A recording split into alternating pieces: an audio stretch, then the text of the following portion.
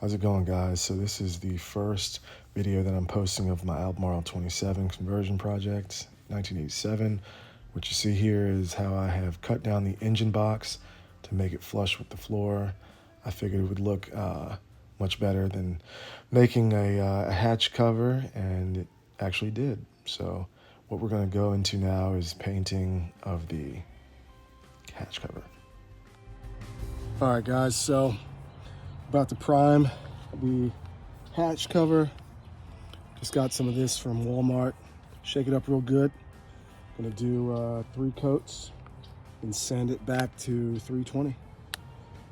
Hopefully we'll get a high build on it, because the cover's not perfect, but this stuff I've used before. It should be pretty good. It's got pretty good coverage, and it'll build if you put enough layers on it. So.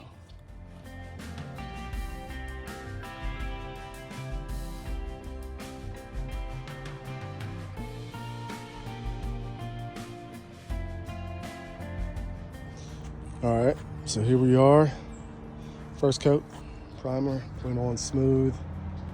I'm gonna let it dry overnight. And come back, check on it.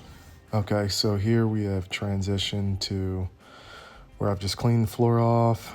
About to get ready to sand it.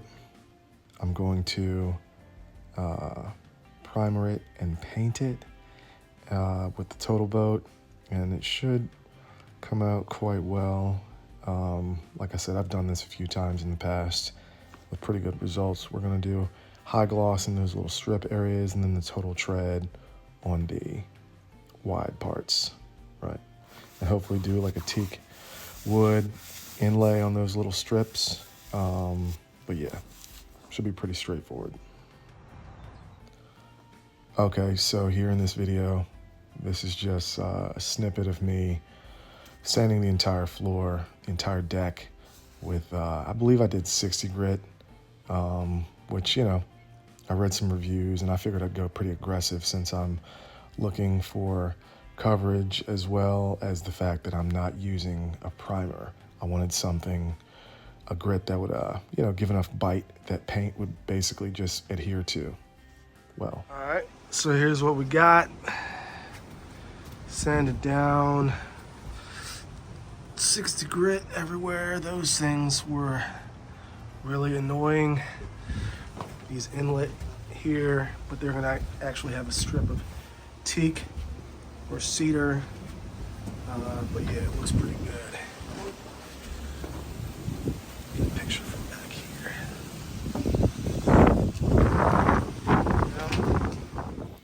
So in this next segment, you see me having taped off the entire boat because I'm spraying all down on the lower deck, also in these little strip inlay areas where hopefully I'll have some teak at some point. I'm spraying that with the high gloss Total Boat Wet Edge. I believe it was like blue ice or something like that, and I chose a blue to give it a little bit of contrast to the totally white gloss white Total Tread non-skid that I'd be rolling down after this. I think sometimes paints look better when you have a little bit of contrast in them, just optically, you know, and it came out beautifully at the end. So.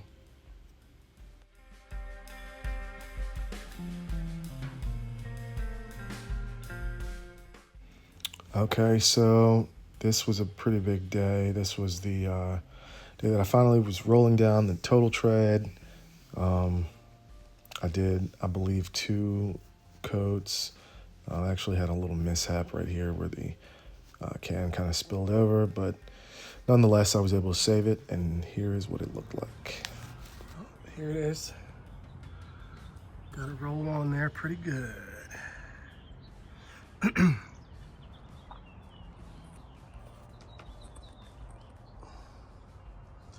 I'll give some better shots in about 3 days when it cures. Should be good to go. Nice and shiny, clean. Woo.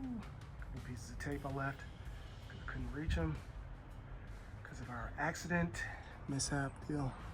It's all good. I saved it. All right, so after I got the floor painted, I went ahead and